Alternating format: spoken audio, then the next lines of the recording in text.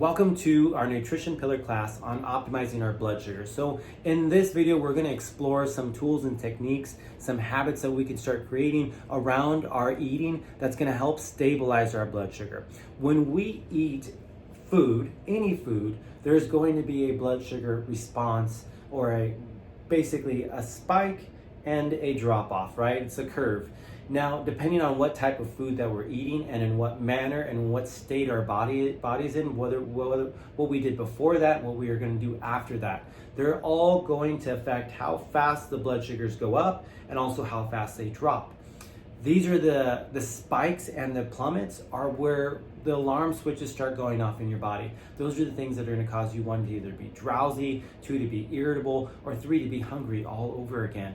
As your body's trying to get back to homeostasis, trying to get back into that sweet spot where your blood sugars are optimal for wherever your body has currently been running. In a healthy system, those blood sugars are hopefully going to return below 100 very fast they're not going to go too much higher, 120, 140 at the most, and then back down into 70s, 80s, 90s levels well within 2 to 4 hours after eating.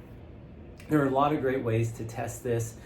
We can explore those in person if you are interested in doing some personal monitoring and utilizing some of the cool systems that are out there to figure out what does your body do with certain foods and how are you responding, because we're all going to be a little bit different to certain meals and how much our blood sugars do spike or drop. So if weight loss has been a struggle, if keeping your hunger in check has been a struggle, I would definitely look at some of those options. Now let's explore some of the eating habits and tools that you can use to help keep your blood sugars more stable with any method and wherever your body's at. So number one rule, I'm going to throw this out there out of the gate because this is very few things do I say that you should never eat and never consume. And one of those is drinking liquid sugars.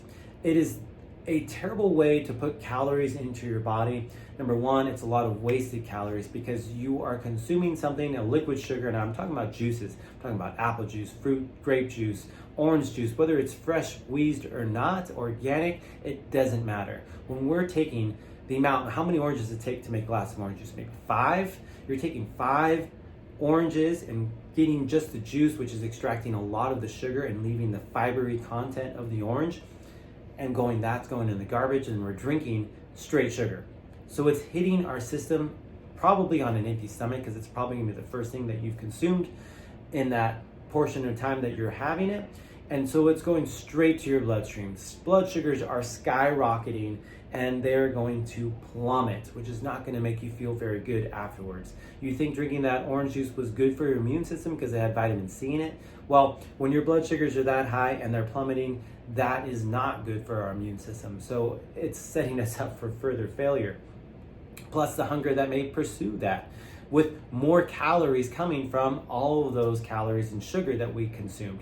So we want to avoid, I have a personal rule that if it's got 5 grams or more of sugar, it's not going in my body, at least not often, maybe once a year. And I can't even think of the last time when I have had anything that's tempted me beyond that. So going into another rule that is similar is looking at putting food into our body before we're going to have something sweeter. So we talk about this in protein first. We're eating our protein first, and then potentially our other more nutrient dense foods like vegetables, right? We're going to have that next. So if we get some food, some content, some fiber into our system, imagine you're piling things into your stomach, and then we add in the sugar, right? Your body's digesting things slowly. It's taking bits and pieces as it's breaking those things down. So everything's, keyword there, slowly. It's taking those things apart, and rather than it's something hitting your bloodstream, being absorbed right away, spiking the blood sugar, now we've slowed down the digestive process, which is going to help keep our blood sugars from getting as high, which means they're not going to drop off as fast, and we're going to have a lot more level time or experience with those blood sugar numbers, our glucose in our bloodstream. So we want to have food in our stomach, eat something that is more savory, that is more fibrous, that is generally probably more nutrient dense before we have the sweeter options. So we're not going to drink our liquid sugars, and we're going to have food in our stomach before we have the sweeter things. This is a rule I have, for example, that I implement when we go out to breakfast with our Friday run crew. I'm sure they can vouch for me. They'll always see me eat my eggs, my bacon before I have the waffle. And yes, I have waffles. There's other strategies you can use when we're using different dressings as well. So when I'm having that waffle, I'm not pouring the syrup on top of my waffle. Instead, one, I find the waffle usually quite sweet by itself. Add the butter on there, I enjoy that. But I do have a few bites that I want to have some syrup on it, so I dip it into my syrup, and I can control how much syrup I'm using. I can see if I've used the entire container or I've used just a very little amount by the time I'm done. When you pour it in there, it soaks in there, and it tends to be not as impactful as if we just dipped it in there and that syrup is on the surface when we consume it. So instead of pouring the sugar onto your food, think about dipping your food into whatever it is that you might be using.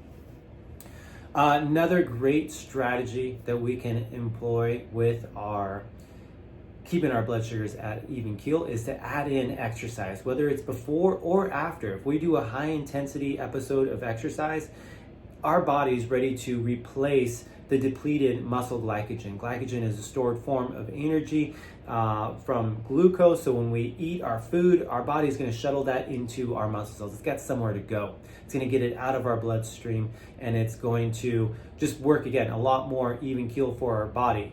If we don't have that option and we have a bunch of food that is going to spike our blood sugars, potentially getting up and moving afterwards is going to be as beneficial as having done something beforehand.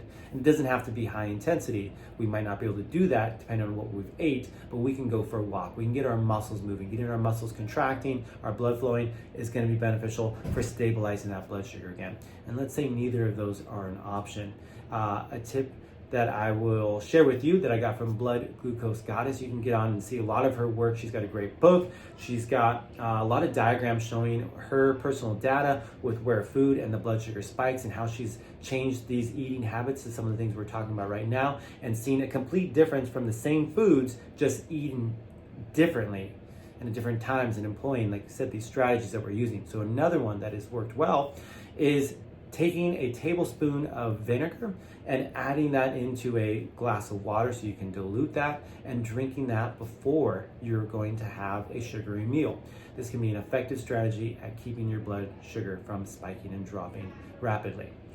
For more help and more personalized information, don't hesitate to reach out to us. And I hope after watching this one, you've already watched some of these other ones, especially Protein First is where we recommend employing everybody's strategy to implement, whether it's for fitness, whether it's for weight loss, hitting those targets first, and then we add these layers on as we get the hang of it.